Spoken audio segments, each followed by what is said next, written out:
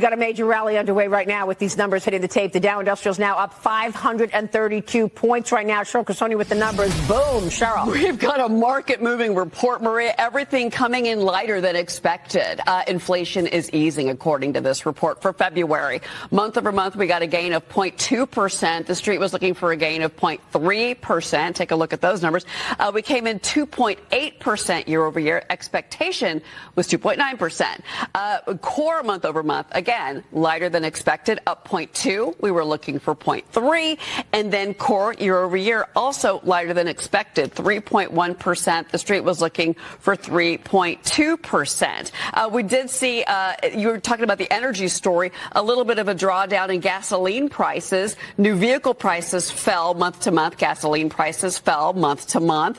Housing, that's still kind of a sticky issue in here, but it's a pretty nominal jump overall. But that's usually the biggest piece of that shelter component. You guys are talking about that really quick. Let me give you this. So basically half of the all items increase for the month was shelter for the month of February, but it was offset by a fall in airline fares, and also we had a 1% decline again for that gasoline number. So you still had overall the energy index just jumping just a little bit, 0.2%, but because you had electricity and nat gas prices increase a little bit, but overall the market seems to really like this report, Maria.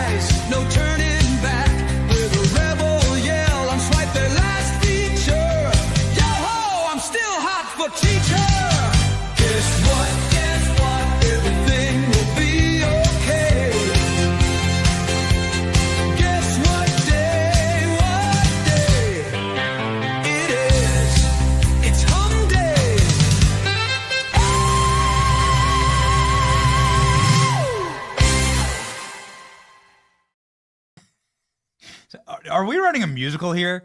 It's a musical, isn't it? Like we're running a full-scale production with brand new songs and show tunes every single day. Maybe Tim Waltz is tuning in. Ladies and gentlemen, we have great news out of the state of Minnesota. This morning we are amped and ready to go.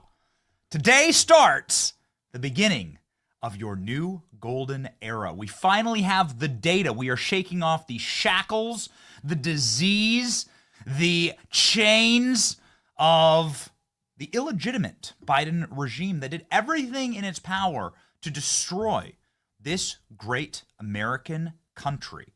And we stopped it. And we did it together. And boy, there are some amazing news out this morning about what's going to happen in the Senate.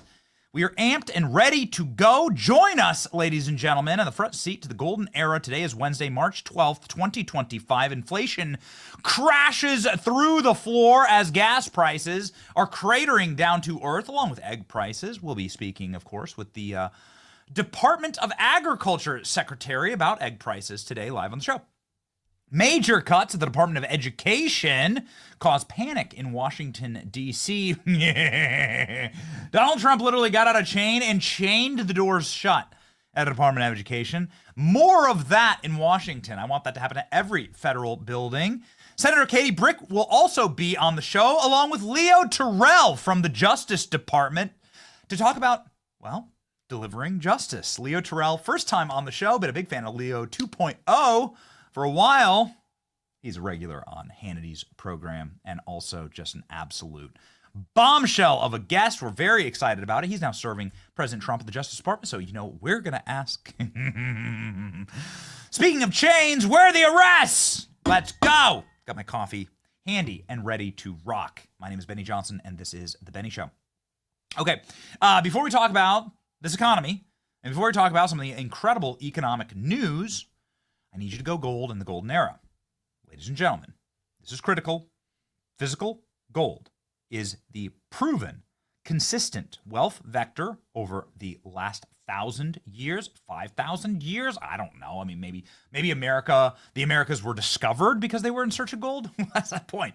The point is that since the last market crash, physical gold prices have increased by 1,000%. They're the best performing asset class throughout the Biden years. And ladies and gentlemen, physical gold can make sure that you have security in your investment portfolio.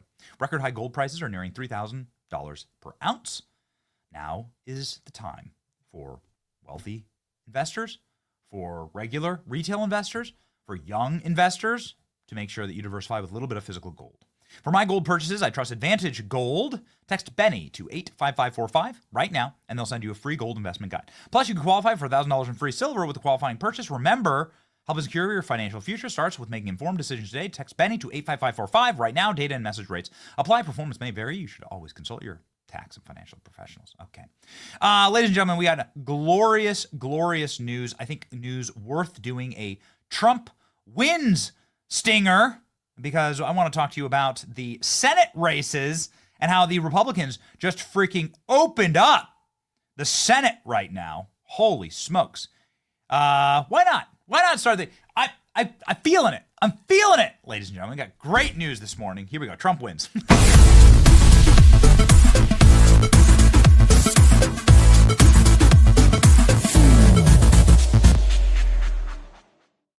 Ladies and gentlemen, count them, 3 Democrat senators from swing states have said, we're done. We're throwing in the towel. We're finished. And by the way, the Senate is a cushy job. This is why there are multiple 90-year-olds serving in the Senate. Jeez.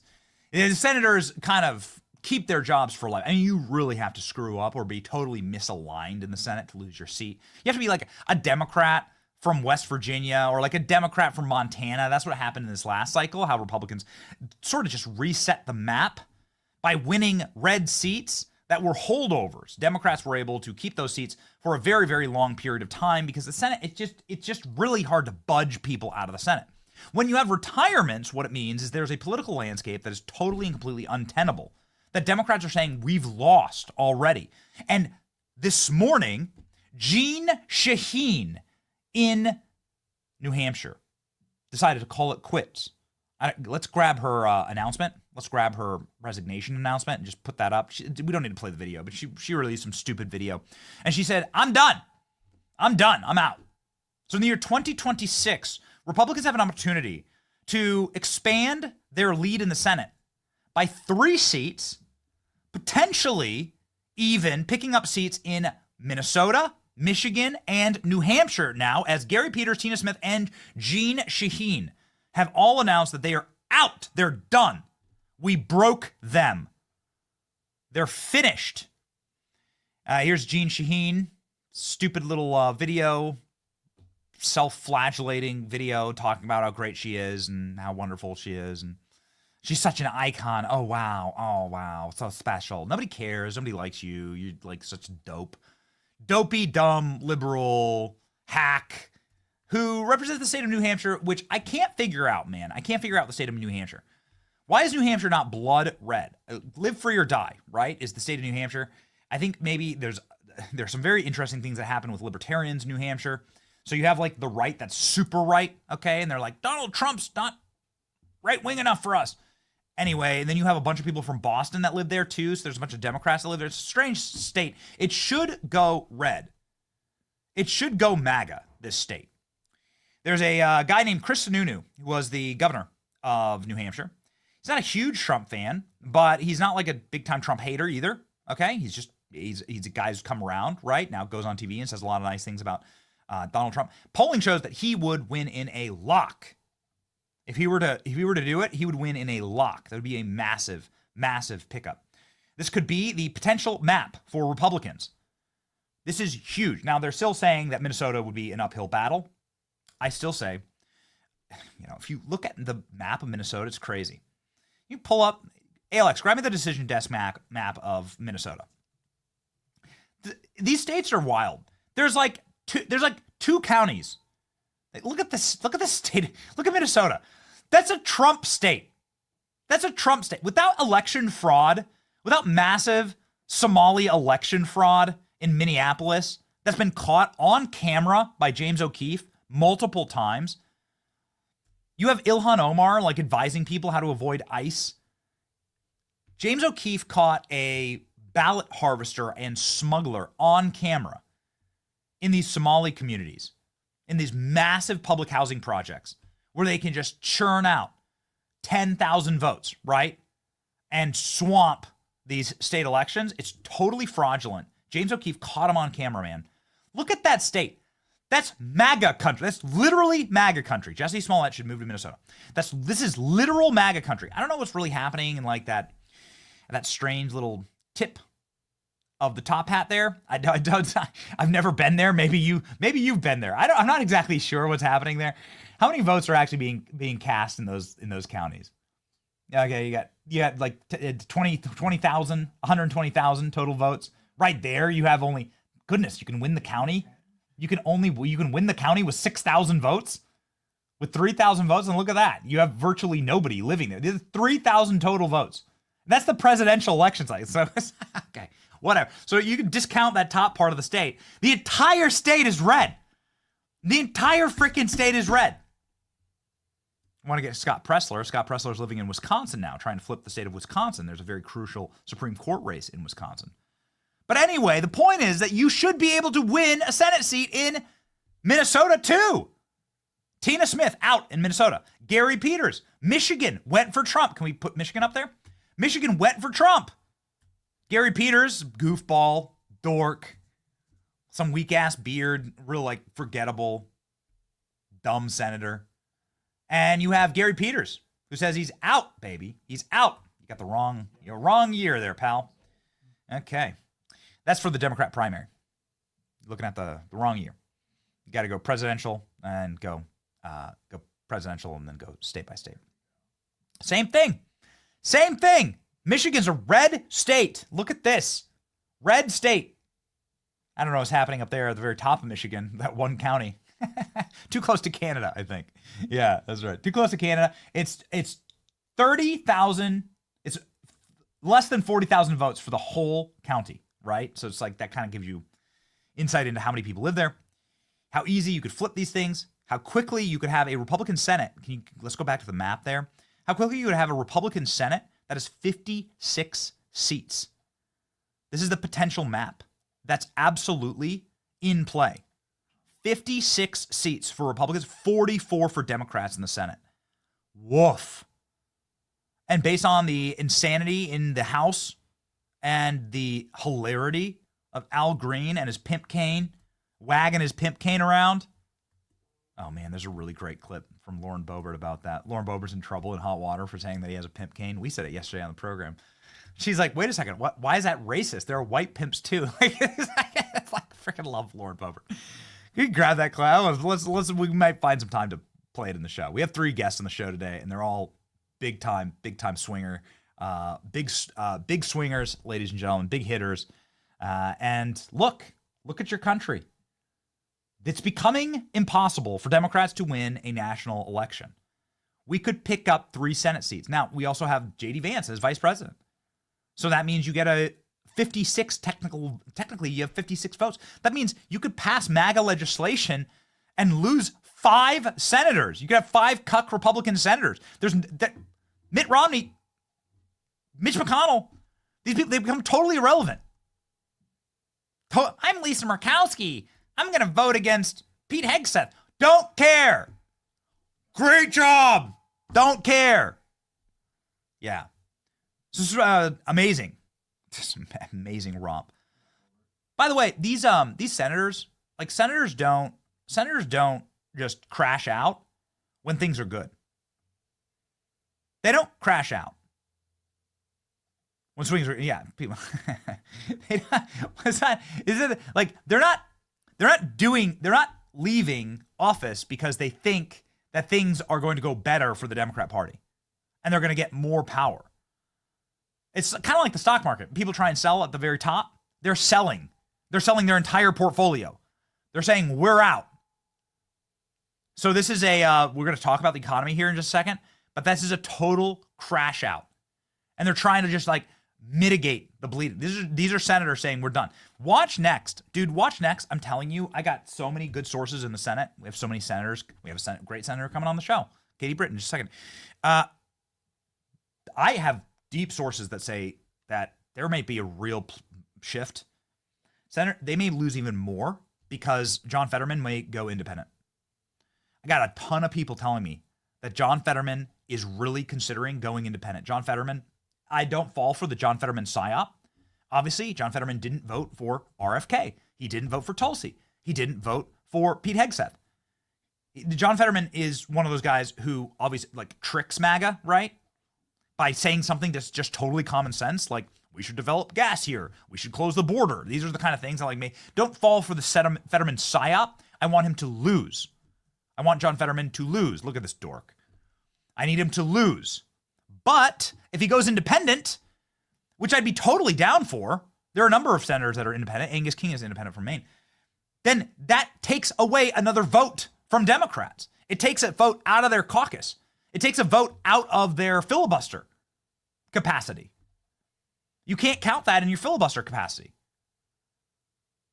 So if John Fetterman truly does go independent, which would, I think, be a very smart move for him in a state like Pennsylvania that's swinging right, then I think that you could really even do more damage. 43 senators. You know, it's a 60-proof Senate, 60 votes to get through a filibuster. So that means Republicans are on a precipice of almost getting anything they want. Here's Pennsylvania. This is what Pennsylvania looks like. You want to know why John Fetterman? Why sources tell me, sources the highest, like senators directly. The senators are telling me that John Fetterman is openly talking about switching to an independent party. Because of this. Look at these states.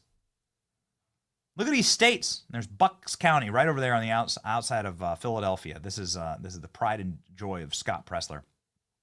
Right there, winning that county. That's the one they tried to steal. Man, it's close. This is the one they tried to steal and then rig the election in order to get a Democrat senator back into office. They didn't. Dave McCormick won. Bob Casey's out. The amazing Ashley, who's on our team, actually lives in one of those little blue areas. We're going to keep her voting there, and she brings 5 people to the polls with her, and we flip Philadelphia. Look at that, man. Anyway, Colorado is also a state. Colorado used to be red. You remember? Like if you're 20 years old, you remember Colorado being a red state. Lauren Boebert is now the senior congressional representative from Colorado. Yeah, so this is what they've done to this poor state. Colorado is a state that obviously has some real problems, all of them emanating from Denver, from open borders, from criminality. Colorado is a red state through and through. Unfortunately, too many Californians and rich egalitarians have moved there and forgot why they moved. Here's Lauren Boebert reminding them and telling us just a couple days ago that, listen, you could flip Colorado. Oh, here's Lauren Boebert with an AI of her with a pimp cane. Way to go. This is great. Okay, here this is the promised Lauren Boebert clip. And then we'll get to the economy, I promise. Let's go. To attack me for referencing his cane as a pimp cane. And Grant, I stand by it. I have never seen Al Green actually use his cane as a support to walk. I have seen him shake it for years, all throughout the Capitol during any meeting that I've ever been present with him in. And if that gold-plated cane isn't a pimp cane, I don't know what is. But maybe Hula Hoo is really the racist here. Are only blacks pimps? Is that what I'm hearing? Are there no cisgendered white pimps in America?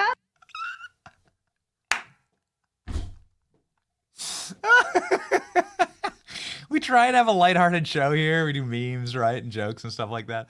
But that is comedy gold. We're not going to be able to top that. We're not going to be able to top it. Here's the pimp cane. There you go. You got pimp cane Al Green. Are only black people pimps? Yeah, it is kind of racist, actually. Isn't it? It's like, right? Isn't that, it's like reverse it around. Like, wait a second. So you're saying only black people are pimps? Is this your argument here exactly? Like how does exactly that work? Yeah, make that argument, please. It's funny. I've never seen him use it for support. Dude. Oh, man. Lauren Boebert coming in over the top. I would love to get Lauren booked. Kramer would like a word. ALX is a huge Seinfeld fan. Okay, so as we bring up we're going to move over to the economy and all of the great news in the economy right now. I mean, it's really funny how these two topics blend. Alex, grab me Kramer with the pimp cane because I freaking love Seinfeld, and you're exactly right. We can disprove this. Alex, this is your moment. You've been waiting your entire life. Alex is a huge Seinfeld fan. You've been waiting your entire life. We white pimps demand representation. We demand it. And maybe reparations. We're not sure. I demand representation.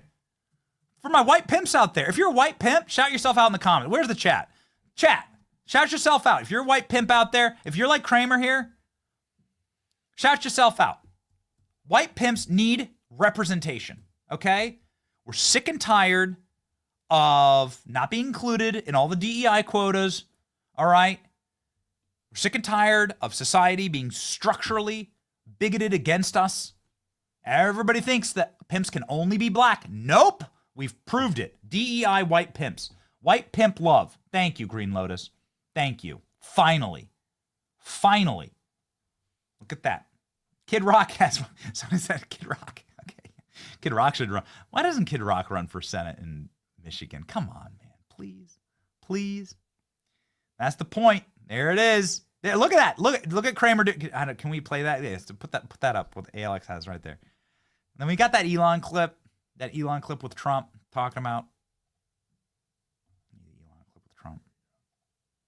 Here we go. Here's your white pimp for you. There it is. There it is. Yes. Finally, representation. Don't ever say, libs don't ever say we're not for equal representation around here. Lib, don't ever say we didn't have our DEI moment. This is the DEI from the Benny Show. This is the kind of DEI we're looking for on the Benny Show. There it is. Okay. So the topics. Okay, so let's move. Pimping ain't easy, but it is easier with a good economy. We're going to blend these topics because at the same time that Donald Trump is shutting down entire federal departments and slashing and mass firing federal bureaucrats, cutting waste, causing an absolute apocalypse for the parasite class in our nation. Goodness gracious, Danny, you're exactly right. We found another white pimp. Now we're doing research. The greatest production team in the world, which is what we have here on this program, is going through. You found James O'Keefe. James O'Keefe got his start pimping. We got James O'Keefe pimping. We forget the entire thing. All of Veritas Media, all of James O'Keefe, OMG. He started off as a white pimp, the white pimp outfit. How could we forget? With his pimp cane. It looks just like Al Green's cane. Reparations for white pimps. Reparations. You want to talk about real equity? Well, how about some white pimp equity, okay? Can we just start? Can we just start a little love, all right, for James O'Keefe and Kramer. Here's Elon Musk saying that when you destroy the federal bureaucracy, when you slash and annihilate the waste of the government, you will fix inflation, you will fix consumer pricing, you will fix the economy. This was a prediction that was made 2.5 weeks ago when there was a lot of attacks against Doge, there still are, and a lot of attacks against President Trump's approach to the economy. Okay, so let's listen to the statement here from Elon and Trump, and then we'll check in on the results in just a second. Here we go. If we address the massive deficit spending, the waste in the government, then we can actually address inflation. So provided the economy grows faster than the money supply, which means you stop the government overspending and the waste, and the output of real useful goods and services exceeds the increase in the money supply, you have no inflation. Yeah. And you also drop the interest payments that people pay. Because if the government way too high. Yes, the reason the interest payments are so high is because the national debt keeps increasing. So the government is competing to sell debt with the private citizens. This drives up the interest rate. So if you cut back on the deficit, you actually have an amazing situation for people because you get rid of inflation and you drop the interest rates. And that means people's mortgage payments go down, their credit card payments go down, their car payments go down, their student loans go down, everything, their life becomes more affordable and their standard of living improves. How quickly? Okay, so let's do anecdotal and then we'll do at scale data. Here's anecdotal data. This is what I saw driving into the studio today. Here's a gas station that's right next to my house in Tampa, and the cost of gas was below $3 a gallon. I haven't seen that since I moved to Tampa. What's the cost of gas where you live? Let us know in the comment section. What's the cost of gas where you live? Now, some people, there's like places like New Jersey where the price of gas is probably double this, sadly, and it just remains like that because of different laws. But the state taxes gasoline differently everywhere, yet the basis is still got to be cratered from where all-time highs were. I mean, it was like close to $6 a gallon. So I'm looking at, it was $6 a gallon maybe like 18 months ago here, $5 and $6 a gallon. You're looking at half, gas prices half of where they used to be and cratering like a rock. Now, what does this mean? Here's the at scale inflation data. Look at this. Here's the core price of inflation. This is, of course, the CPI number. This is the most accurate number. This is the number that they have tried to rig, that they have tried to manipulate. And for those haters who come at me and on social media is like, hey, look, Trump's crashing the economy. No, actually, Donald Trump is simply giving you the reality of the economy. If you've been paying attention, you will remember that for the last 28 months, the federal government has revised downward the job number, revised upward the cost of inflation, has reported fake numbers. You've been living in a fake fever dream of an economy. All of it was like a bender. Everyone was drunk and on drugs. No one was connected to reality. And now the entire system is being shaken. There's going to be instability. Markets are going to correct, which is what happens. And now we're heading back to reality. The numbers are real. And the numbers today show that inflation has cooled beyond what was expected, that job openings and job numbers have skyrocketed, and the economy, of course, is responding to that. Look at this. This is the inflation numbers. And you can see, of course, there when President Trump took over, they were sky high. They came down just in time for the election. You can see right there. It's funny how they can do that, right? But where were we living, right? Where were we living? The inflation numbers where we were living right back at the beginning of the summer. Here, let's go back to June and May. You can see they were cripplingly high in the 4%, 3 to 4%. And you can't run an economy like that. What this means is that the value of the dollar is going to be inflated completely out. So every dollar you make effectively disintegrates in your own hand because they can become worthless. They become worthless through inflation as you're holding them. It was catastrophic levels, and it went on for years. This crash down is the return to reality. So you see President Trump is sworn in January, and then the policies begin. Less federal spending, less printing and blowtorching money into the money supply, and less corruption inside of our government, which also leads to inflation. So what are now the results? Press Secretary out with a banger today. Lowest core inflation in 4 years. Lowest mortgage rates since December. Airline fares down. Gas prices down to the lowest they were in 4 years. Aerospace, GE Aerospace announces $1 billion in U.S. manufacturing. Japanese beer makers are announcing investments in Wisconsin. Okay. This is what happens when the markets believe that there are adults in charge. Inflation. Promises made, promises kept from the Trump war room. January 3%, February 2.8%. Even CNN gasping at this. CNN saying this economic data is exceptional today. Let's go. Finally, we have some good news on the economy and really the number one issue for many Americans, the cost of living. So we just learned that consumer prices in February increased by 2.8% year over year, 0.2% month over month. Both of these figures were a step in the right direction, and both were better than expected. So this is definitely very encouraging to see, because it's going to, I think, relieve some fears that inflation was perhaps re-accelerating, because this actually breaks a streak of 4 straight months where I think you could see it on the chart all the way to the right, where the inflation rate was going in the wrong direction, right? It was going higher and higher. Finally, we're seeing it dip. So, ladies and gentlemen, this is even CNN saying, finally, we're seeing inflation dip. Milton Friedman has, I don't pretend to be some economic genius. I stand, you stand on the shoulders of actual giants. And the way that you properly understand something is if you can explain it simply. This is why we love memes. This is why we are such fans of memes on this program, because if you can explain the national political dialogue, these complex situations in simplistic form, it means you have to have mastery of them. If you can laugh a little bit along with it, then it really means that you can reach the masses with this information.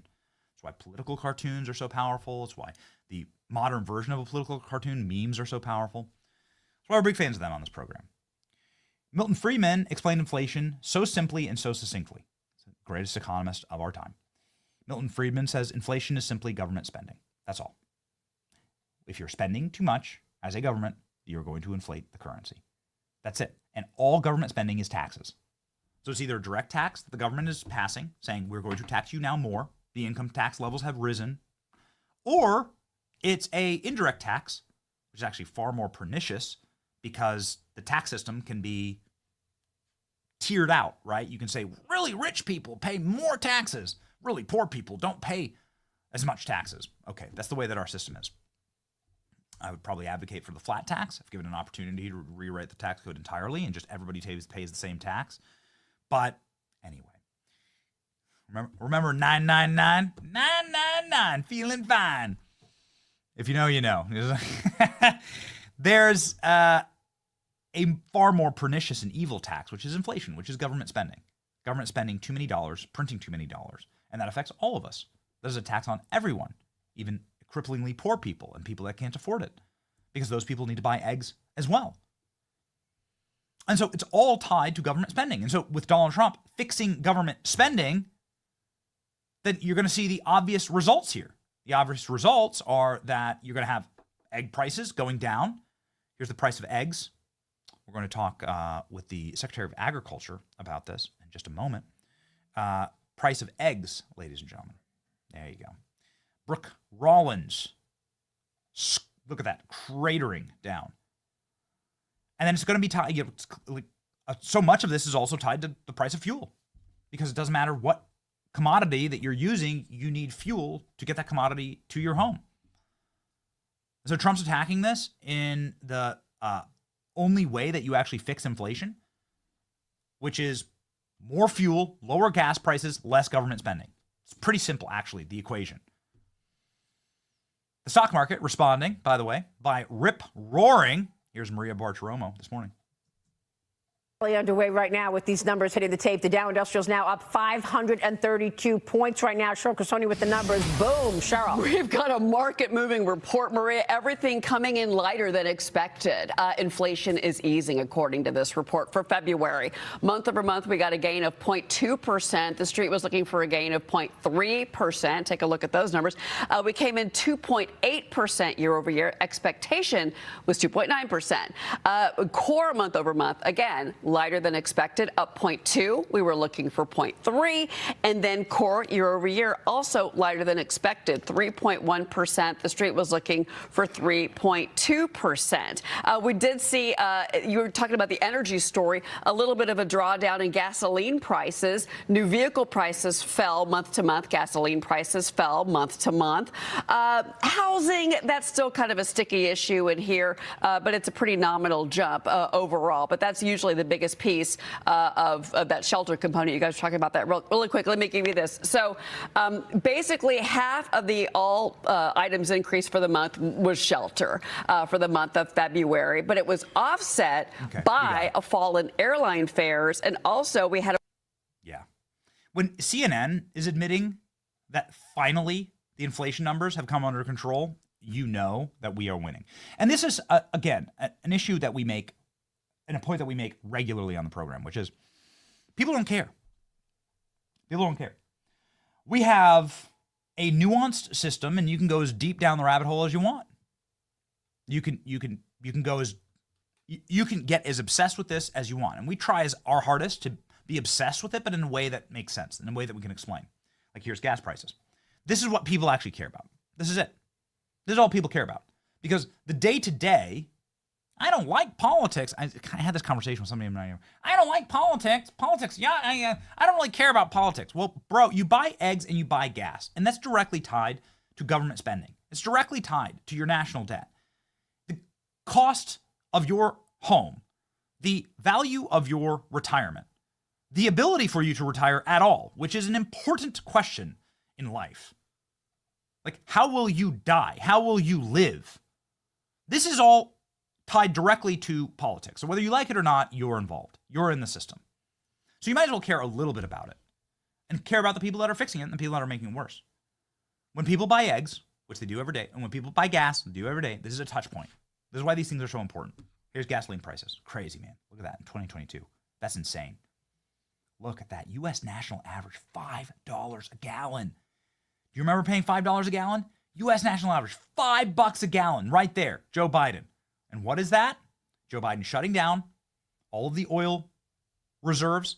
Joe Biden selling off our strategic petroleum reserves, which should have landed him in prison, to our enemies. He sold it to China. Joe Biden refusing to drill. Joe Biden refusing to give more leases. Joe Biden spending so much effing money. Inflation is just a tax. Inflation is just a tax that's tied directly to government spending. If you want to know where inflation comes from, look at how much money the federal government is spending. If you want to know why things are so expensive, look at how much money the government is spending. That is the answer to every economic question. How much money is the government spending? Let's move on over to today. Boom, baby. Look at that. Lowest it's been in 4 years.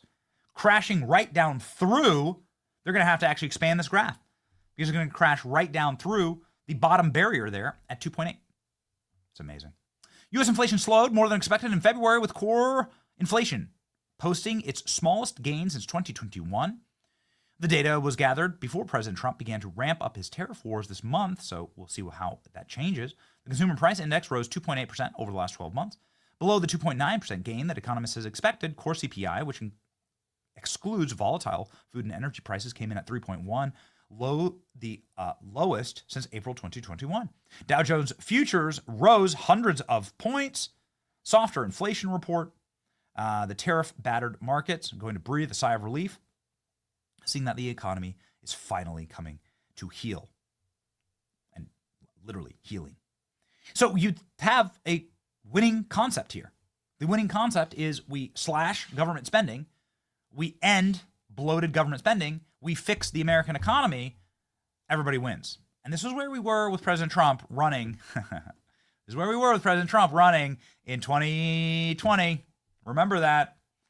This is the unstoppable Donald Trump. Remember how good the economy was in 2020 before Dr. Fauci created a virus and loosed it with the CIA on the world? Single greatest mass murderer of our lifetime is Dr. Fauci. And we have the data to back that up. Ladies and gentlemen, this is the unstoppable Trump. When gas prices are at $1 a gallon, right? When egg prices are at $1 a dozen, this is the unstoppable Trump because it's touch points for real people's lives. Okay.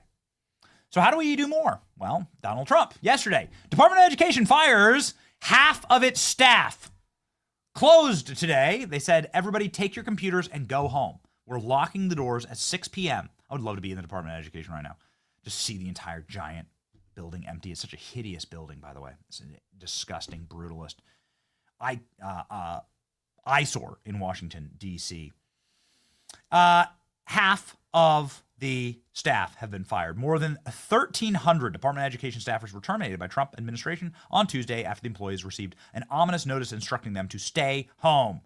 Today, we are beginning the process to cut the total number of staff at the Department of Education roughly in half, said senior Department of Education staffer.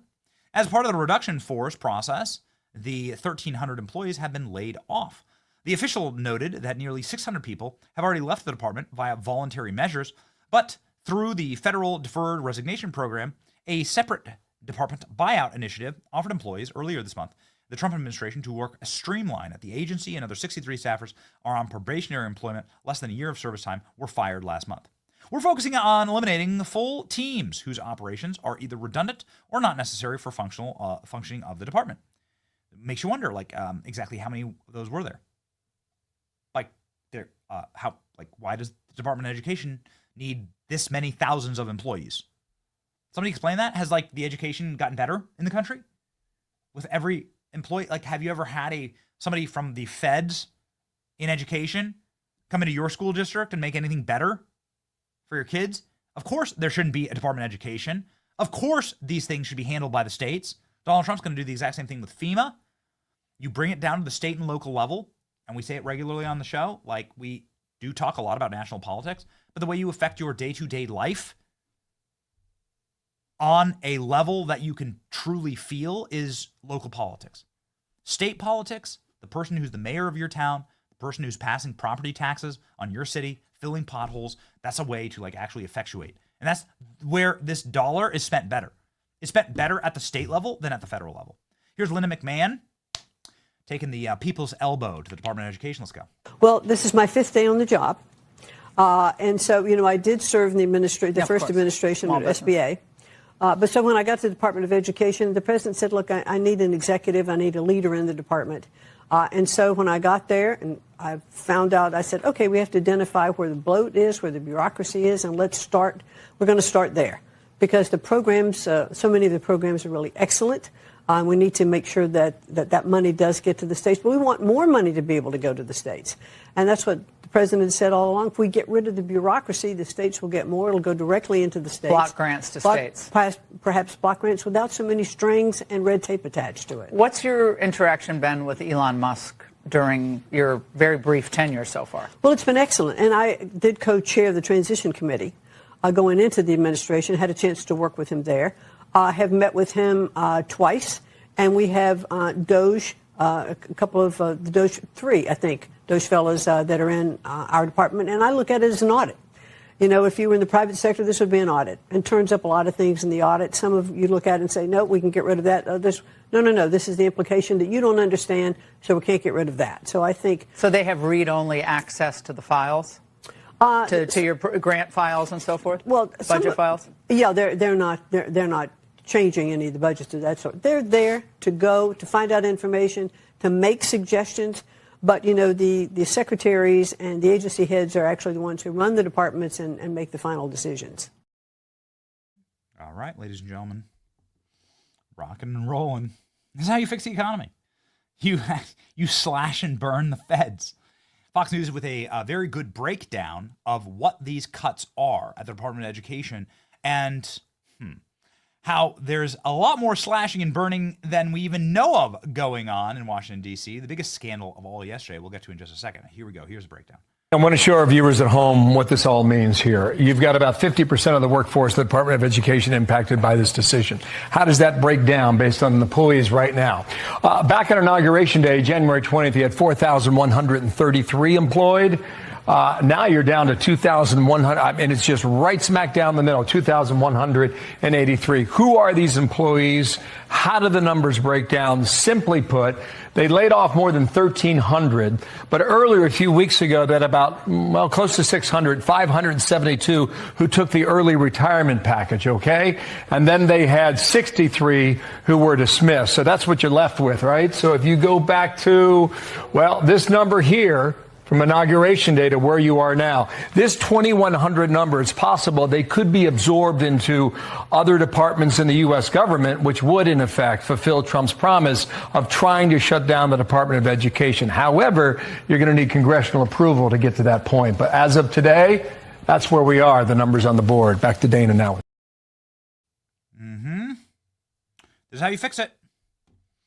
Feds aren't going to like it, but everybody else in the country does. A very quick reminder to the wonderful Betty Brigade, to the chat, and to everybody who's might be concerned about these feds losing their jobs. For some inexplicable reason, it's very strange, the 5 counties surrounding Washington, D.C., even though those counties are swamps, even though those counties have no natural resources, no particularly viable or industrious tech sector, no interesting background, like they didn't build the airplane or the automobile. Those 5 counties are the single richest in the entire country. Not only are they richest in the entire country, the median salary in those 5 counties around Washington, D.C. is $200,000 a year. The next closest in Manhattan is $98,000 a year. That's half. This is what the absolute glut, this obese spending problem that we have in this country. And it needs to be, this is why we say drain the swamp. It needs to be drained. Many of these people, maybe they got this legally, maybe they didn't. Maybe this is why USAID is slashing and burning their documents. And there's a much bigger scandal here. And we'll see, because the Trump administration also said, came in over the top on this, but this was the news from yesterday.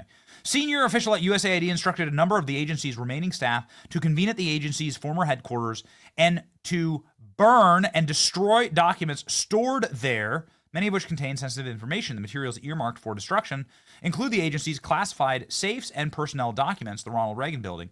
An email sent to the USAID's acting executive director, Erica Carr, and obtained by Politico. We have the email right here. You can see it, ladies and gentlemen, saying, it's time for you to show up to your work area, and we are going to get burn bags and the shredders. Get ready. If you need to use the burn bag, do not overfill it to ensure the bag can be closed with staples on top and burned with all your secret information. First off, it's worth noting, why is there so much top secret information at USAID? I thought it was just a charity organization to build schools in Africa. Nope. Clearly a CIA cutout, right? As Mike Benz says, for work that's too dirty for the CIA, go to USAID. And then what's going on with all this document destruction? This seems like a huge scandal. Many were calling for Pam Bondi to send federal agents over to the building right now to figure out how the mismanagement of $40 billion for USAID, potentially having all this evidence destroyed. However, there was a Trump official named Anna Kelly, who's the deputy White House press secretary, who came in over the top here and said the USAID building will be occupied by Customs and Border Patrol. This was sent out to roughly 36 employees. The documents involved were old courtesy documents from other agencies, and the originals still exist on classified computer systems. So do not get caught up in the hysteria. Okay. Still seems very, very suspicious to us. Maybe it's something worth talking about with a great senator from the state of Alabama, Katie Britt, who joins our show live right now from inside of the United States Senate. Boy, the landscape changing so very quickly, so fast, and it's so exciting. And so welcome back, Katie Britt, to the program.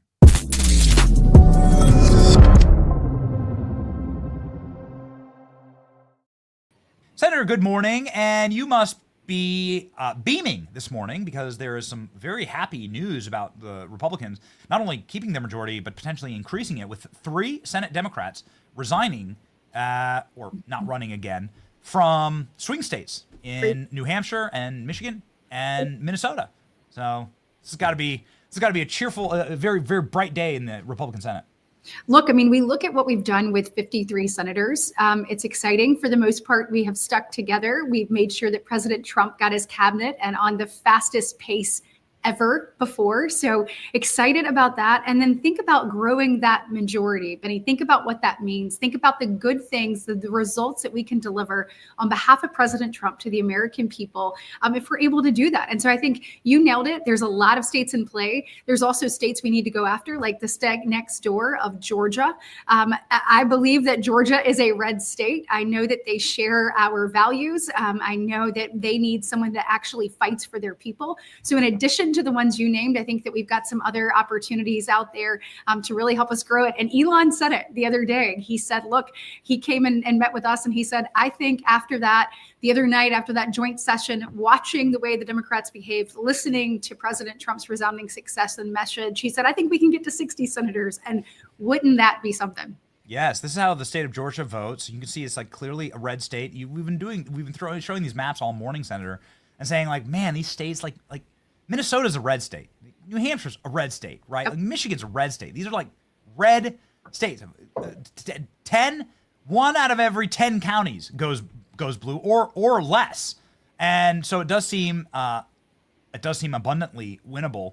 What is the projections right now internally for Republicans? Look, we're excited, Benny. I mean, sincerely, like you look at the Republican conference, we've had record-breaking fundraising quarters, both first and or fundraising months. So we're on record to continue to do that. And that's because people are excited. People see we didn't just talk about these things for 4 years under President Biden. We're in office and now we are actually doing them. I mean, today I went over with EPA Administrator Zeldin, where he actually rolled back or is in the process of rolling back the waters of the U.S. And I know probably many of the people that know this. This has been harming our farmers. I mean, our agriculture community has been under assault from a number of different things in the Biden administration. And so to start to see relief from those things, to start to see common sense put back in place, like this EPA administration is actually saying, okay, we saw what Sackett said in the court. We're going to make sure we know our farmers are the best tenders of their land that are out there. And we're going to make sure that they have an opportunity to continue to do that, knowing food security is national security. So, Benny, it's just common sense and people are responding to it. Our internals are showing people are excited about the work President Trump has done. They are so grateful that we have a Republican House and Senate that are sticking together to achieve those things. We know that our window is 2 years, Benny, but if we are able to do what we told the American people we wanted to do and we were committed to doing, we know we'll have the opportunity for 4. And if you think about the difference in 53 to 55 or 56, or heck, let's go with Elon's 60, the difference we could make for the American people and cementing these common sense values, rolling back this red tape regime, getting these bureaucrats out of here. I heard you talk earlier about the amount of money that the people are making. With the Department of Education, you've got bureaucrats there in the Department of Education that on average make twice the amount of a teacher across this country. I'm sorry, who's the most important person? It's that teacher educating that student in that classroom. We're going to have a Department of Education that puts parents, states, and localities back in the driver's seat and stops rewarding a bloated federal bureaucracy that tends to tie strings to every single thing to actually infiltrate a liberal agenda. So it's a good day. It's a new day. And our internals are showing that people are responding to that. And states that people didn't think would be in play are actually in play. But I think Georgia is at the top of that list. Yeah. So, okay, let's move there. So Georgia is one of those Georgia's one of those very curious little states that had, of course, water pipe problems, right, during the 2020 election, and has very it's a curious state for Republicans based on population density and based on the representative there, John Ossoff, who currently represents it. And I don't think is doing a great job. Do you know who's going to potentially run in Georgia? I don't, Benny, and you would probably, I said this to you the other day, you always get the inside scoop even before I do. I have to go look and see what you're saying and kind of direct it that way. There's obviously a number of people I'm sure that would be interested in it. What we want to do is we want someone that supports President Trump, his vision of putting America first, and also understands that, you've got to win that general against Jon Ossoff. You're looking at that state. Obviously, everyone's getting to see this. This is a red state. It is literally next door to the great state of Alabama. And I agree with Georgia on almost everything except for on Saturdays in the fall when we have to play them in football games. But I know that the people of Georgia are ready to have someone that actually represents their values and fights for their people. If you look at Jon Ossoff, he is almost 100% of the time with Chuck Schumer. And Chuck Schumer does not represent the values of Georgia. You look at the agriculture community that I just referenced. It is abundant in Georgia. We need somebody who's going to fight for our farmers and ranchers, who's going to make sure that they have an opportunity to continue to feed and clothe America. When you look at our small businesses and this overburdensome regulation that Chuck Schumer and Joe Biden have ensured is weighing down the main streets across our states and countries, we need someone who gets that and is willing to fight for them. We need someone who's willing to say, Benny, that biological boys should not be playing in women's sports, period, the end. And Jon Ossoff couldn't say that last week. And so when we had that vote, that was an opportunity to stand firmly with the people of Georgia, to stand with young women, to give them opportunity to learn and grow and thrive and be a part of a team and in a safe and fair environment. And he couldn't do that. That is just the tip of the iceberg. We can go down his voting record and you will see that time and time and time again, he refuses to stand up for the people of Georgia and stands down to the will of whatever it is that Joe Biden, Kamala Harris, and Chuck Schumer tell him he needs to do. Yeah, he votes against Lake and Riley Act, right? That's a Georgian. Well, he actually came to the table and voted for that. I think my question would be is, it would have been really nice to have an opportunity for him to help that get across the finish line. We worked on that. Mike Collins there from Georgia got it on the floor numerous times in the House. It was blocked by his Democratic colleagues, Benny, last year when I went to the floor to try to get it moving. And not once did I see him stand beside me and stand beside the people of Georgia. We want actual results on that. Okay, like if it's a courtesy vote, like it doesn't matter. He is in favor of the policies that led to her death, and he hasn't said a single word against open border policies. He's a complete weasel. He's a complete weasel, a complete fraud. He shouldn't hold that seat, and we look forward to showing him the door. Okay, so speaking of people who are being shown the door right now, there's a lot of turnover at the Department of Education, a lot of turnover at the DOJ and the FBI. The commentary today is, does the Department of Education deserve to exist? What's your stance on that, Senator? Look, this is something that I ran on, Benny. I think that we have got to return this to the states. I think local leaders, state leaders. So get rid of the Department of Education. Yes, absolutely. Look, let's go back to when it was started. It was started to obviously try to close the gap between the have and have nots, to elevate American education, making it, crystallizing its spot at the top of kind of the world hierarchy of education. Has that happened, Benny? No, it has not. You can look at the stats then, you can look at the stats now, that the progress has not been made. I mean, we are looking right now, you're looking at other people and other countries continuing to move forward. You look at us and we've got scores that are 3 points lower than pre-COVID levels. When it comes to things like, math and reading, you look at our proficiency of reading of our 8th graders, 69% of them, 69% were not proficient and reading at grade level. That is completely and totally unacceptable. If this were a private business, it would be out of business, right? I mean, this is absolute failure, and that is objective. I mean, looking at that failure, we've got to make sure that we empower these local leaders to educate their students, these states to do what they need to do, to try to change the trajectory of what is possible for so many. I mean, I've heard my colleague Tim Scott say that education is the closest thing to magic that we have in America.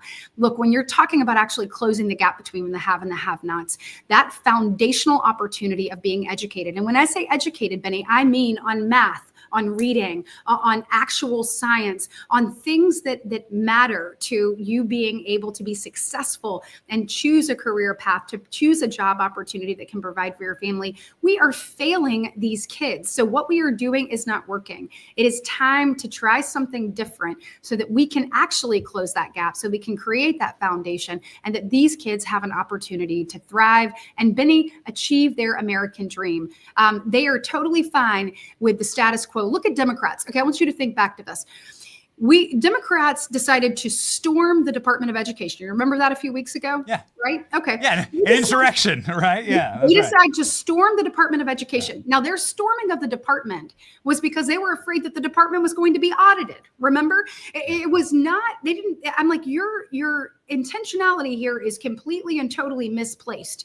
You need to go storm the Department of Education when you find out that our test scores are lower than they were pre-COVID. You need to storm the Department of Education when you realize that that gap is not closing between the have and the have-nots. You need to storm the Department of Education when you find out that only 69% of our eighth graders are not reading at proficiency level. Do you understand?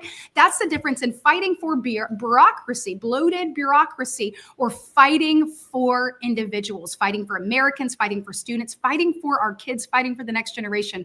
Once again, Democrats completely missed the mark, and they got it wrong. But Republicans get it. President Trump campaigned on this as well. He said, we're going to return the power to the states, and we're going to give people an opportunity to create a system that actually works for the people they serve and not the other way around.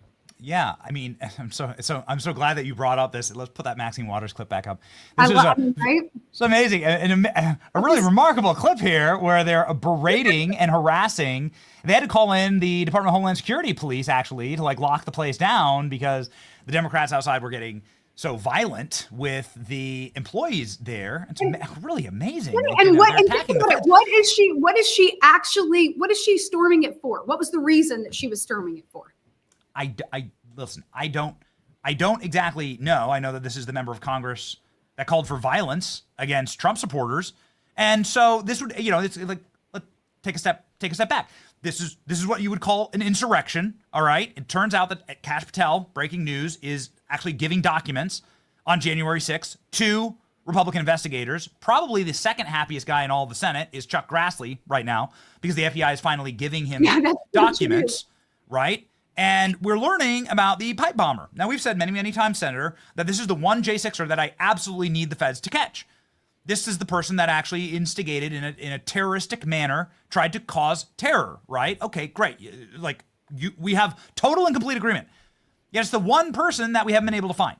It's the one person that's sitting there using a cell phone. They lied, said the data was corrupted on camera everywhere. The tapes have clearly been manipulated by federal agencies, and now Kash Patel is playing ball with Jim Jordan and also with Chuck Grassley. Chuck Grassley saying, "Oh, thank the Lord," which is an exact quote from Chuck Grassley. So, hey, and Chuck Grassley, Benny, that was one of my favorite things. I am obviously a new member of the Senate Judiciary Committee. Yes. One of my favorite things, both in Pam Bondi and Kash Patel's hearing, was Chuck Grassley laser focused on, when I ask for documents, am I going to get them? To the point where by the time it got to me on the dais, we're all like, make sure you give him the documents first. And then we what we asked for too. We continue to see them slow walk. I mean, look, I exposed last year, I had a whistleblower come to me and said, look, DOJ in general, if you remember after the leaked Dobbs decision, we had the picketing and parading in front of the Supreme Court justices' homes. It was in direct violation of 1507, direct violation, but yet the U.S. Marshal Service was directed not to make any arrests. So when Merrick Garland was asked, when we asked him, why haven't you prosecuted anyone with regards to this? He said, well, there were no arrests made. Well, we exposed that that's because the U.S. Marshals were actually actively deterred from making arrests. We have the slides. We showed them. I then sent over and directed that I wanted the information. I wanted the documents. I wanted all the things. What do you think that the Department of Justice did, Benny? Ignored it. I mean, for over a year, almost a year, it didn't even get a response. It wasn't until he was coming back in front of me that he sent a very subpar response and answered none of the questions. Those days are gone. With Kash Patel and Pam Bondi, we're going to get to the bottom of these things, and we're going to actually, the American people are going to get to see, we're going to expose the corruption, and we're going to expose things like that, where there's unfair scales of justice, where when it's Republican Supreme or deemed, a Republican appointed Supreme Court justice and confirmed that the rules are different. They're not. And I'm excited that those days are over. And I know that Kash and Pam are going to continue to work hard, and they're going to make sure that Chuck Grassley gets his documents. You're on this Judiciary Committee. Have you seen any of these documents on the J6 pipe bomber? No, not yet, but happy to obviously come back on if we have an opportunity. What about the Dobbs leaker? Do we know who that is? Thank you. I mean, you think about how quickly we find out everything else. We should find out exactly who that is. I mean, that is not hard. That building that is right behind me over here, the Supreme Court building, there are not too many people that are housed within there. As you can imagine, pretty tight quarters. So this would not be difficult to figure out if you wanted to find that out. And I sure hope that they do. We need to make sure that we elevate that, Benny, because we deserve some answers on that.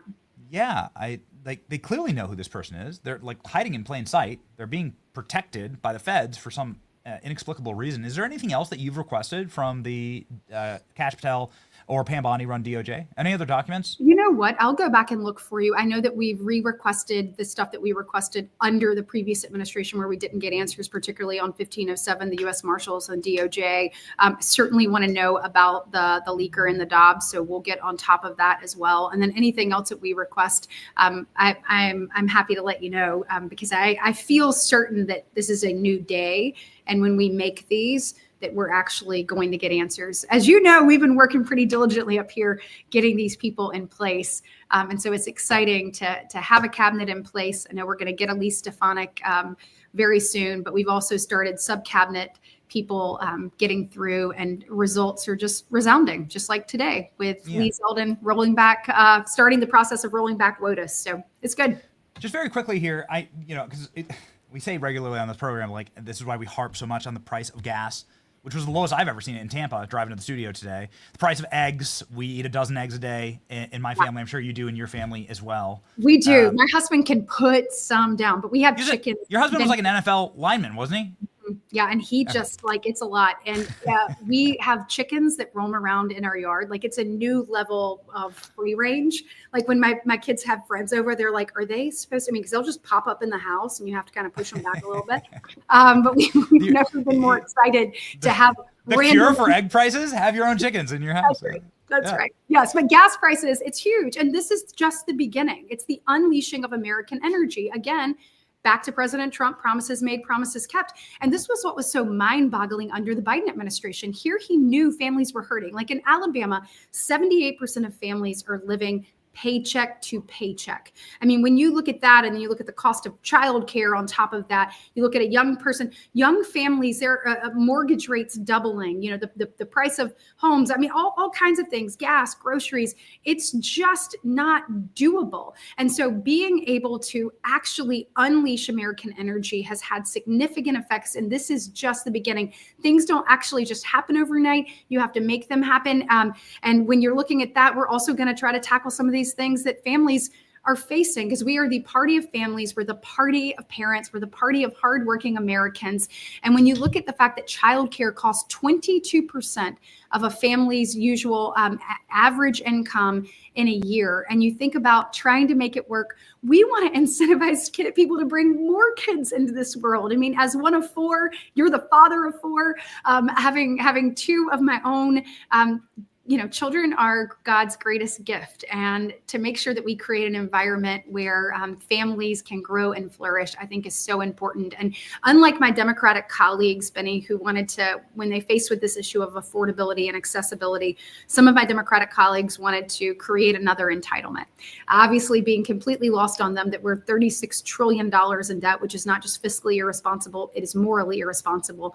What we did, and we came together, found some people across the aisle while that were willing to work with us on this and had a targeted approach that put parents back in the driver's seat, incentivized businesses large and small to really get involved, and actually are able to address both the affordability and accessibility issue in a way that is meaningful for families, and actually will help us with workforce. 59% of parents that are staying home say that they would like to re-enter the workforce, but that this is an impediment to doing that. And look, Benny, if you want and have the opportunity to stay home, I 100% want you to have that. Yes. But if you want to re-engage, and you feel like that's something you need to do for your family, and this is an impediment, let's figure out how we help remove that, and help find ways that your family and that American dream can be achieved.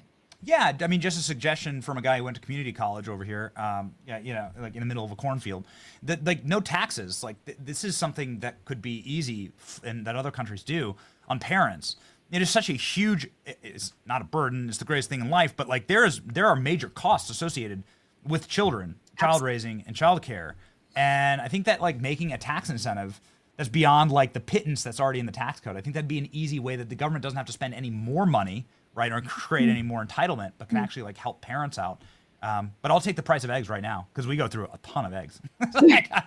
And maybe chickens are next. Maybe chickens for us. We don't have that. We have like a little teeny little backyard, but maybe chickens are next for us. Because if your kids will love it. It's great. Heard it here first. All right, tax. If you have 2 kids or more, if you get replacement population, no taxes. No taxes. Okay, that's the one I'm going to push for. Thank you, Senator. Though we had your legislation up on your website there, Katie Britt, and also here's how you can follow the senator.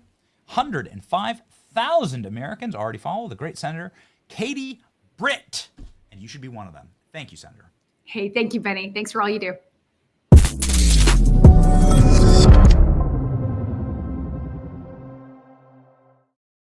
And ladies and gentlemen, we got Leo Terrell up in the batter box. So many interesting things to ask him, especially about this new news about Kash Patel finally releasing the J6 documents. This is going to be bombshell stuff we've been hearing from inside of Kash Patel's team.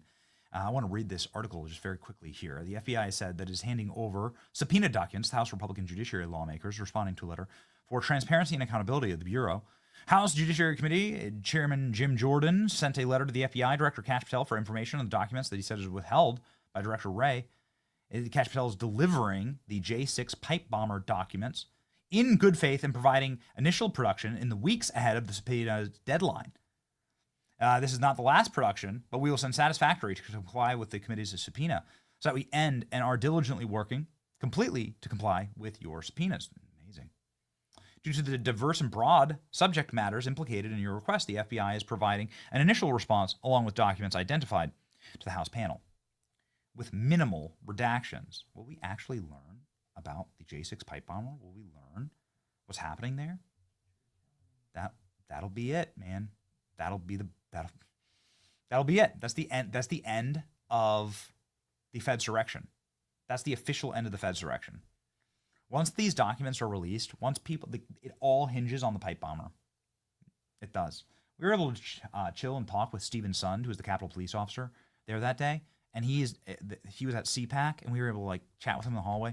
That guy is now completely locked in, saying, "No, man, this is something that was agitated and instigated by feds, and they set us up to fail. They've set us up to fail, and Pelosi was in on it." This is what the chief of police, the Capitol. You wonder why they took this guy's job from him, is what he said. So we're going to find out so much more on January 6th. Obviously, the J6ers have all been, the vast majority of them have all been pardoned. And ladies and gentlemen, we're going to lock in with our news on this because this has been one that we've covered for years.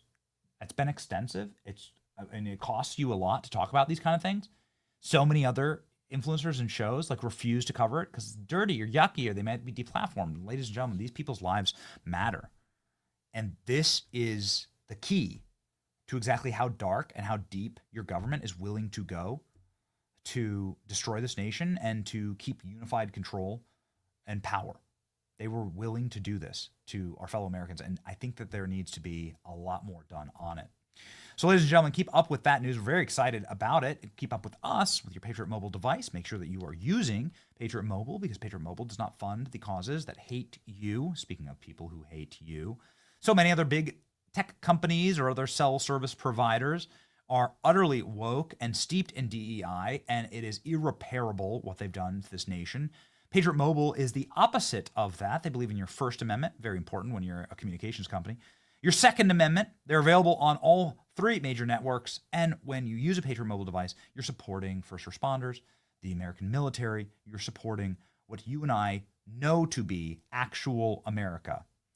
Not some globalist soup melting pot garbage. No, actual real America. Something that is founded firmly on the Christian beliefs and Christian morals, and rooted, ladies and gentlemen, in exactly the same style of company that Patriot Mobile is rooted in, the only Christian conservative wireless provider in the country. Right now, go to patriotmobile.com/Benny, call 972-PATRIOT to get a free month of service with the promo code Benny. Switch to Patriot Mobile today to defend freedom with every single call or text that you make. patriotmobile.com/Benny, or call 972-PATRIOT. All right, ladies and gentlemen, where we at, Klein? All right, okay. We move on. Leo Terrell joining soon, but having tech issues right now. Greenland's center-right party pulls off massive upset victory as Trump seeks control of the island. This happened last night. Greenland's center-right Democrat Party pulled off a surprise victory in the country's parliamentary election, having the Greenlandic Prime Minister Mut-Edje Party. There's a bunch of words here that I can't pronounce. Okay, I'll just straight up admit it. But let's just say the party that wants to break away from Denmark and wants to come closer to the United States and to side with the United States, which makes a ton of sense because they're in our hemisphere. Greenland is not far from America. It's literally right off the coast of Canada. It's one of those nations that has huge access to the Arctic Circle. It already has American bases on it. And the only reason that Greenland even exists is because of America. Little known fact. When the Nazis in World War II took over Denmark, the administration of Greenland fell to the United States Navy. Did you know this? Oh yeah, baby.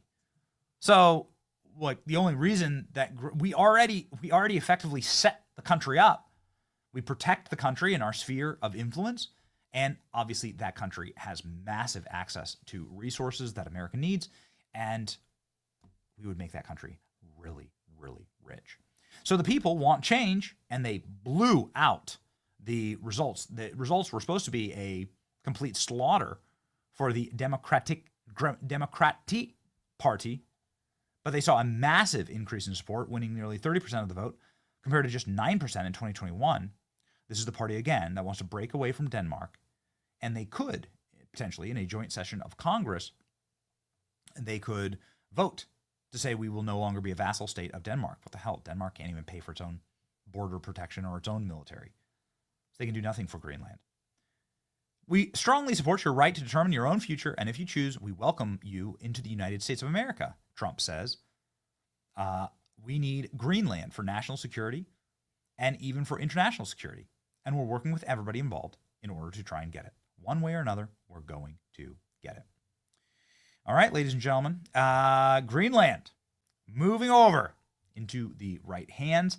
Kash Patel putting the J-6 pipe bomber documents into the right hands. And I don't know, will we get Ireland next? That would really be bad for one individual. That individual would be Rosie O'Donnell. Rosie O'Donnell has self-deported to Ireland. We are proud to report. Ireland's not terribly far away from Greenland. Maybe it could happen. Who knows? Ireland's a mess. Maybe we can fix her. Yeah? Rosie O'Donnell has self-deported to Ireland after Trump's election and will return to the United States when it's safe for all them to have equal rights. Rosie O'Donnell leaving right when they're about to release the Diddy list and the Epstein list. Isn't that interesting? Wow. Curious that, along with Ellen. It really makes you wonder. Rosie O'Donnell self-deports, says that she's out. Really, this is like what I voted for, in fact. It's the single greatest after effect of the Trump election is that these thankless, graceless, goblinite Hollywood monsters like Ellen and Rosie O'Donnell are leaving our country. it's so awesome. Here's Rosie O'Donnell admitting defeat. And I'm here in Ireland, and it's beautiful and warm, not physically, it's actually quite cold. Moved here on January 15th, and it's been pretty wonderful, I have to say. The people are so loving and so kind, so welcoming, and I'm very grateful. I'm in the process of getting my Irish citizenship, as I have Irish grandparents, and that's what's going on. And this is the greatest trade ever. This is a single most fantastic trade ever. You get Rosie O'Donnell, we get cheap gas and egg prices. And ladies and gentlemen, joining us for a conversation about these crashing egg prices, and also about making America healthy again, and also about steak prices and everything else we could possibly think to ask, is the now victorious Secretary of Agriculture, Brooke Rollins. She'll be joining us from the White House. Let's go.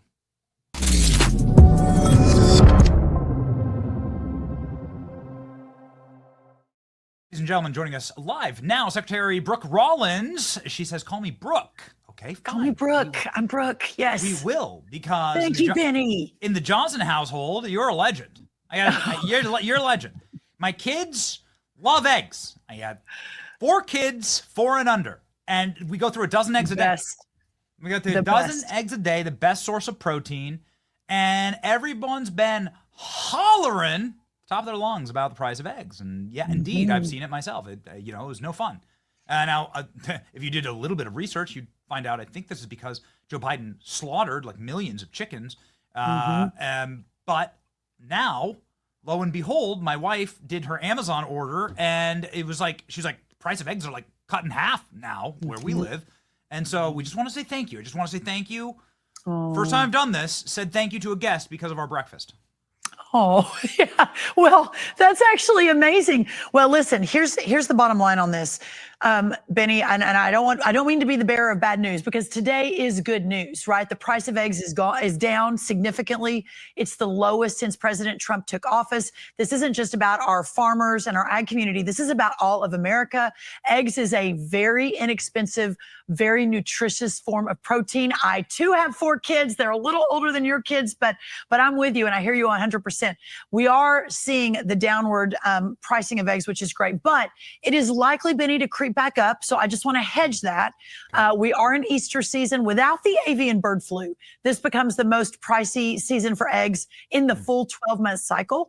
But again, what a gift that we had a plan. We rolled out a plan almost 2 weeks ago. The plan included how we bring down the price of eggs. America wanted a plan. They didn't want excuses. We began implementing immediately. And I think the market has reacted to that. So we're really pleased, and we'll keep fighting to make sure those egg prices stay down. It makes a ton of sense that the Easter season, obviously egg usage is going to skyrocket. Yes. So can you talk me through your plan? I know it's sitting right here on the screen, but what have you done in your role as Secretary of Agriculture to bring the price of eggs down? Well, the plan is 5 parts. The first part, obviously, is to ensure that we are securing the barns. The reason the prices are so high, and by the way, I don't know if your guys can zoom in on this, Benny, or if this is okay. So you see, and our amazing people at the White House actually added pictures, so it's even better. But you can see Obama, the price of eggs began to increase. Trump comes in, and really without much intention other than deregulating, getting government off the backs of Americans, ensuring that our farmers have the ability to do what they do best, which is to farm. You see the price of eggs under Donald Trump comes down, but here's Joe Biden, right? 237% increase in the cost of eggs under Joe Biden, 237%. The cost of all groceries went up about 22% on average, but eggs skyrocketed. We were basically handed this crisis of avian bird flu, but also the crisis of overregulation, right? Also the crisis of inputs costing too much. So part of our plan included A, how we combat avian bird flu without culling tens of millions, hundreds of millions of birds. B, and by the way, that's through biosecurity, locking the barns down, USDA auditing all across the country. That began immediately, moving out pilot projects, et cetera, stemming the flow of the bird flu. Number 2 is repopulating. So moving regulatory barriers out. So those farms that did have to cull their chickens under President Biden could immediately, without, 8 months, 10 months, 12 months, waiting for approval, could immediately begin within just a month or two repopulating their flocks. So that is underway. Number 3, as I mentioned, is the deregulation, moving specific rules out of the way. And our amazing team at USDA has been working with our egg layers to do that. Number 4 is importing eggs for the short term from other countries. And we've announced a couple deals on that, but that obviously helps bring the price down when that's happening. And then number 5 is much longer term, but that is really understanding and researching the importance of therapeutics in beating this virus in the chickens. And then, of course, looking at vaccines. So these are really important, but much longer term solutions to hopefully make sure this doesn't happen again. We say often on this program that most people aren't really hyper-focused on politics. They're not obsessed with the CR, right? They don't even know what it is. But they are obsessed with their gas prices and their egg prices. That's This is something that consistently hits people directly every single day. Again, a dozen a day for my family, a dozen eggs per day. The price of eggs down $2. The price of gas is the lowest it's been in 4 years. This is what a lot of people voted for. Yeah. And here's the other thing. You're so right, Benny. And I've said before, I don't believe it was on your show, but I've said before that, we're all, and rightly so, fighting to make America the power of peace in the world again, right? Ensuring that that education moves out and back to the states where it should be. Moving healthcare to more of a healthy America, which relates to this. But a lot of these are seemingly kind of intellectual debates, very important to the future of our country. But for the single mom in Detroit, Michigan, that is having to choose between whether she buys eggs for her family every week, which is a low-cost, nutritious protein for growing children, especially, the price of eggs affects everyone in America. It's not just those of us that, are in these political debates every day and fighting for the future of the country. So this really matters. The other thing I think, and the silver lining in all of this is none of it's easy, but hopefully the American people see that we have a plan. And sometimes that plan is imperfect and sometimes it is bumpy, but there is a plan and no one will work harder, will be bolder, more fearless than President Donald Trump. And he gave me full, he said, Brooke, go figure out the avian bird flu, go figure out how to bring the price of eggs down. I believe in you. I trust you. And so that's what I did. But at the end of the day, this is his vision we are effectuating. And I think it's so important that all Americans realize that whether or not you voted for Donald Trump, whether or not you're from Vermont or my Texas or California, he is the president for all of the people. And we're fighting for everyone every single day on all of these issues. Brooks, just want to give you an opportunity to crack a couple eggs on the hotheads of your haters who put all their eggs in one basket and attacked you for the price of eggs like days in. I mean, this was so obvious, Brooke. It was like hours after you were sworn in. The price of eggs, the price of eggs. Like they haven't even been here a day. Okay, chill out, Jasmine Crockett and AOC. But now that talking point is no good anymore. So the floor is yours to hit the haters. Well, the State of the Union, and Benny, that's when I was last with you, and that was so fun, right? I mean, I literally took my heels off and ran across the Capitol to join you that night. But at the State of the Union, we had been warned that all of the Democrats were going to bring in empty cartons of eggs into the State of the Union and wave them around. I don't think they could get that past security, and so I think that plan ended up not happening. But we were ready for that. But of course, their point was that President Trump made a commitment. He made a promise. He can't keep his promises, and don't believe anything he says tonight at the State of the Union. Here's the bottom line. There is not one person in the cabinet of President Donald Trump, not one person in this administration that isn't every day, every minute, every hour of every week working to, again, achieve the goals that what he laid out. This is going to be an era of the golden age of unlimited prosperity, of the American dream moving into every corner of America, even our most impoverished corners. And the Democrats just don't have a leg to stand on. We proved that less government and more freedom works, and Trump won, right? Lowest poverty rates, best housing, best jobs. Joe Biden came in, he blew it, right? More government spending. That's all really they did. And that's a whole other show of yours, what we're doing to roll all those crazy grants and contracts back. But now President Trump's back. The sheriff is back in town. And you see what we're doing every minute of every day. He's not slowing down. And he's, basically told us to do the same, which we're all doing. And so I think that while, we've got some good news today, we probably have a couple of bumpy days or weeks ahead and tariffs and other things. But when we walk out of here in 4 years, I sincerely believe that if we do our job, that the president's vision will be enacted and that the prosperity will reach every corner of this country and America truly will be made great again. Brooke, we were just worried about you with Al Green swinging his cane all over the place. We were like, whoa, don't hit our girl Brooke, okay? Everyone chill out, dude, right? That's what we said. He's swinging the cane. There was almost an incident. Is what we said. There was almost an incident, and I probably wouldn't normally talk about this, but I love you. So listen, I'm from a small town. I'm real feisty. Anyone that kind of, calls on my people, I'm sort of usually in their face. And I wasn't sitting very far from him. And literally I had started to I'm like, I'm going to walk over there and tell him to sit down. And then I realized, well, wait a minute. The whole world is watching. This is President Trump's State of the Union.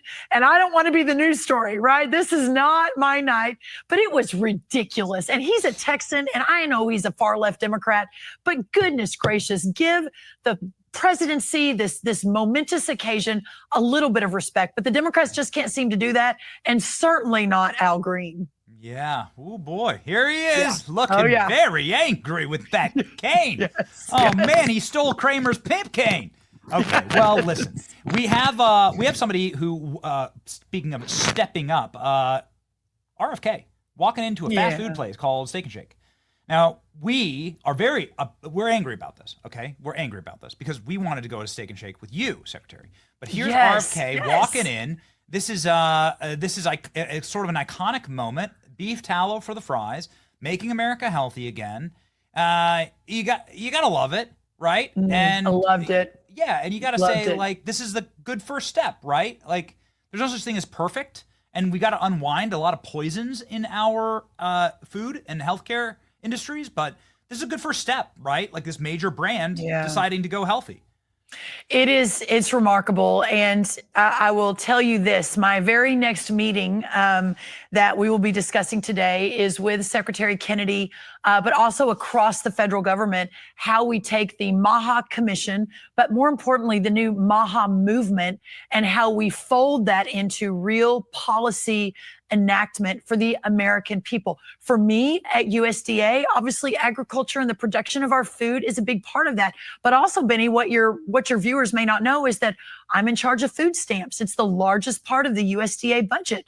The fact that our taxpayers are funding the food stamp program to the numbers in the hundreds of billions, and yet people on food stamps, which are those with the least among us, those at the bottom of the socioeconomic ladder, are taking that and spending it because they can on Cokes, on sugary snacks, on candy, and that has to change. It has to change. So not only I think is Secretary Kennedy bringing a whole new energy and narrative and framing to what it is we're working to do, which is not only make America great again, but make America healthy again. But for me, the exciting part is to get to work together as a cabinet, as a team for President Trump in this, I believe, revolution. We're in a revolution in many ways. We're, returning our country to the people, peace through strength, securing our border, but also making America healthy again. It's a revolution, and what a joy to be a part of it. I know we're up against a hard out, but very quickly here, you mentioned food stamps. This is something that's a thorn in a lot of people's paw that really want to get America healthy, is that food stamps can be used to purchase some of the most unhealthy products on the market. What's your plan to deal with that, to regulate it, to change that? Is there a plan? Well, the good news is, and I am such a believer, Benny, you know this, in federalism and the 10th Amendment and the founders' vision of a little bitty federal government and the power being with the people out in the states and the local communities. I'm working with more than a dozen governors right now, because what has to happen to be able to effectuate that is the states themselves have to seek a waiver. And then we at USDA grant the waiver. Can you believe we're going to waive you from, basically feeding your children children, your poor children, lots of bad things. But I'm working with those governors already. I'm already working with Secretary Kennedy. You're going to be seeing a lot of announcements on this over the coming months. I'm also working on the Hill with Congress to see if there is a way to move forward at the federal level. So my approach has always been all hands on deck. We've got a country to save. We have a population with a chronic disease problem, with obesity problem, whatever USDA can do to help on that. But Benny, I have to say at the same time, protecting and defending our American farmers and ranchers and producers, there is a balance there. And so my job, if done correctly, is to ensure we're doing everything we can to create an environment where our ag producers and farmers and ranchers can thrive like never before. The president would say, tell them we're going to make them rich like never before. But at the same time, balancing that healthy piece of it. And so again, it's not easy. It's a little sticky, no pun intended, but I do believe we're going to get it done. Okay, great. I mean, that'd be awesome to see to help the American rancher, right? To see like steaks and fresh food and vegetables and fruit instead of hyper-processed, highly processed chemicals, right? That's right. That's exactly right. It's really good for everyone. Yes. We've just got to kind of move into this new era. We are disruptors. The president is a transformational president, and we're doing everything we can to ensure that in this moment we're meeting it and doing things that will hopefully change the trajectory of this country forever. Brooke, I didn't know it was on a state level. That's actually news to me. We're gonna that's news to me, and we hope you'll come back and we'll talk to us more about that, because obviously everybody wants healthy children in this country. Amen. Amen to that, including you and your 4 and me and my 4. Yes, that's right. Everybody follow the great secretary. Make sure that she has all of the power to speak and to make America healthy again and our children healthy again and to protect America's great farmers and ranchers right here at Secretary Brooke Rollins. 110,000 subscribers already. Well done, Secretary. Thank you. Not Benny Johnson, but I'm getting there. Thank you, Benny. Godspeed. Yeah, exactly. Godspeed.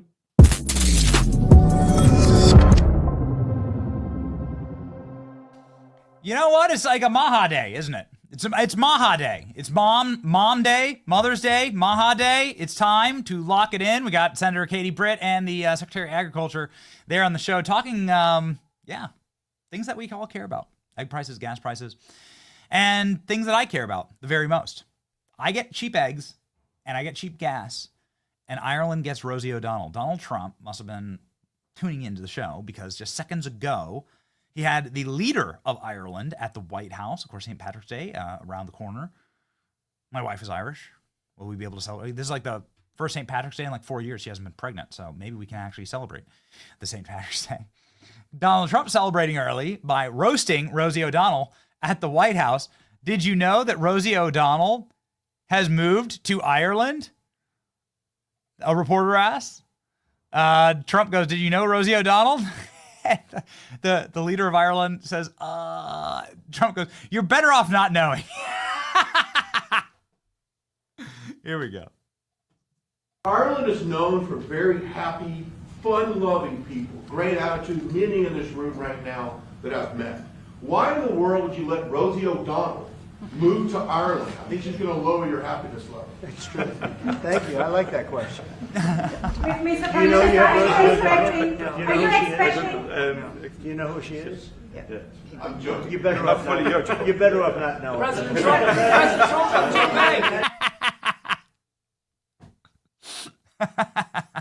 All right, very good. Unfortunately, ladies and gentlemen, there's somebody who has yet to be deported, and that's AOC. We spent the entire show talking about how AOC is a criminal yesterday. AOC hit with an ethics complaint. You know what? We're just going to start calling it the Benny curse. That's what we're going to call it. The Benny curse. AOC hit with an ethics complaint over $5,000 payment to dance training. I think we actually have a clip of AOC dancing. Grab that, okay? Grab that. Should have that. We have a clip of AOC dancing. So clearly the training isn't working, but here we go. We can prove to you that the training is not working. Watchdog has slapped an ethics complaint against squad member AOC, accusing her of misusing taxpayer funds for dance training.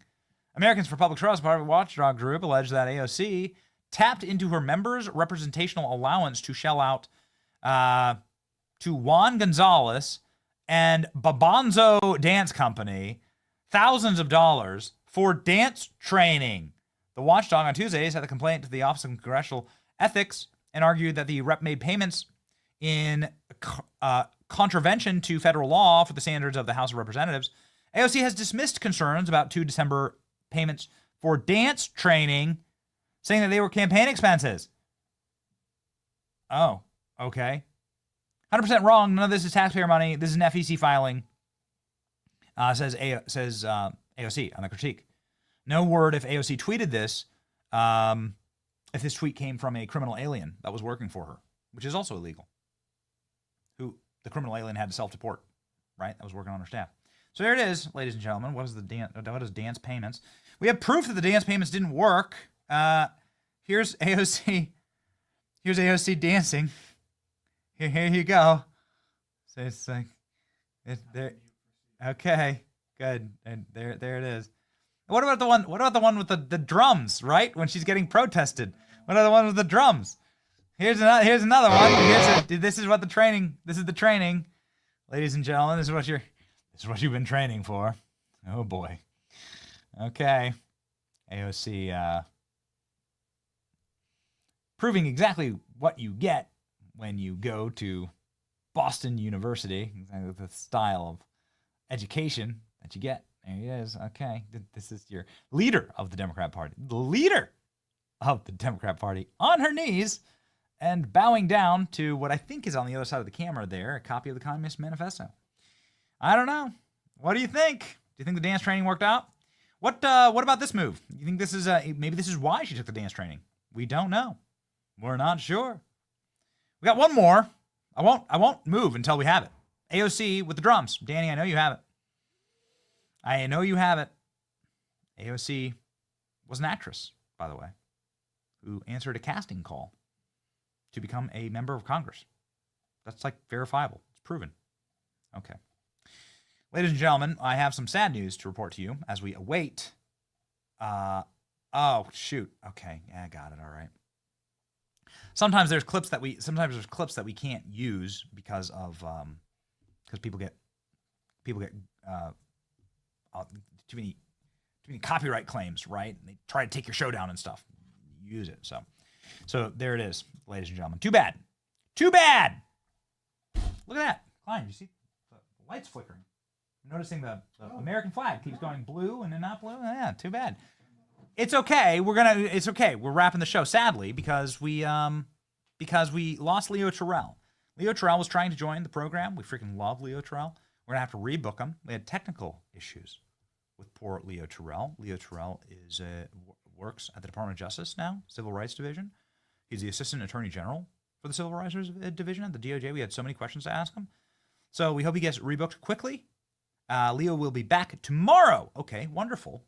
We love Leo Terrell. Send him this, Say, hearts out to Leo. He's going to be back tomorrow because we have so many interesting questions to talk to them about. Instead, we had like the MAGA Mom show. Okay, cool with me. Talking about the economy, eggs, gas prices, minivans. Freaking, that's where I'm at, man. I got 4 kids, 4 and under. So that's my life. Ladies and gentlemen, Leo Terrell coming on the program tomorrow. We're excited to have him back. There is no technical difficulty with our verse of the day. Here we go from Proverbs.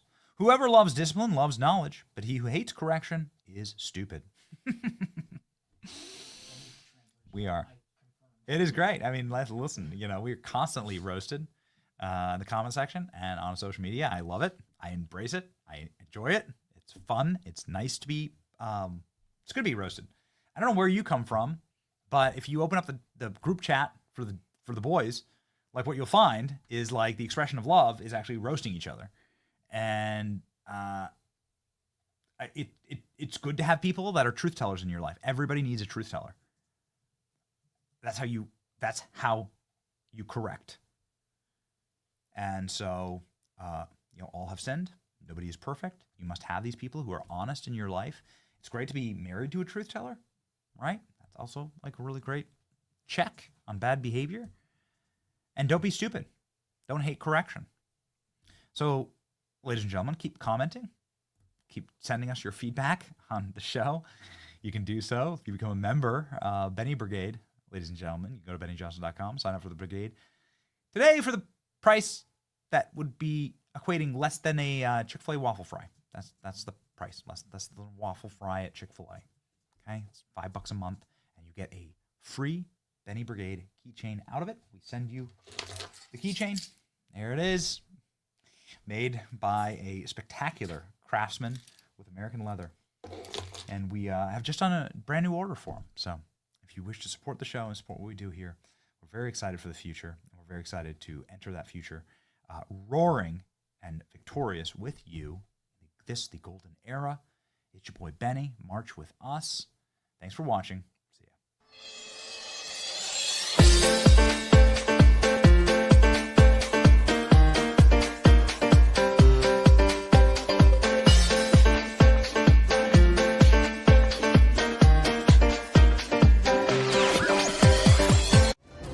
This land holds great beauty. On the other side of the jungle, so we'll have to circle around.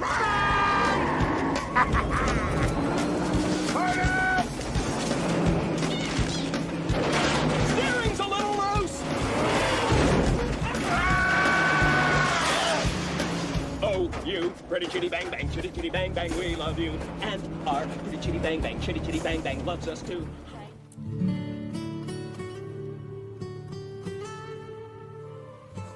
You've called women you don't like fat pigs, dogs, slobs, and disgusting animals.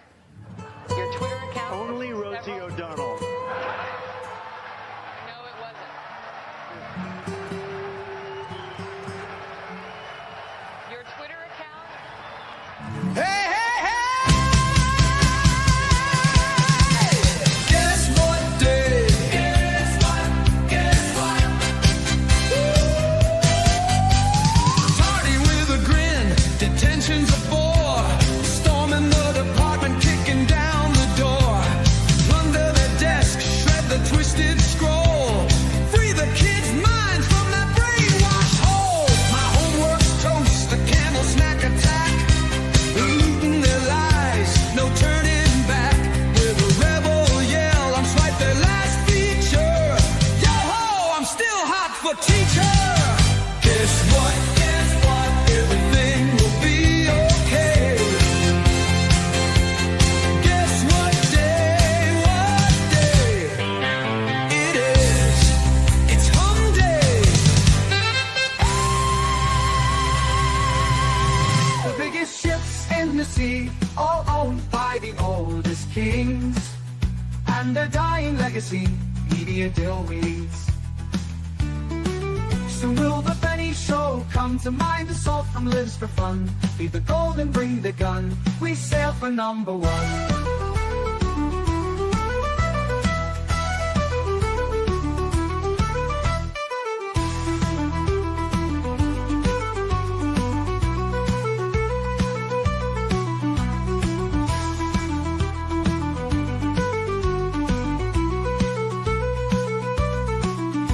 Soon will the Benny Show come to mind. The salt from lives for fun. Leave the gold and bring the gun. We sail for #1. The biggest ships in the sea, all owned by the oldest kings.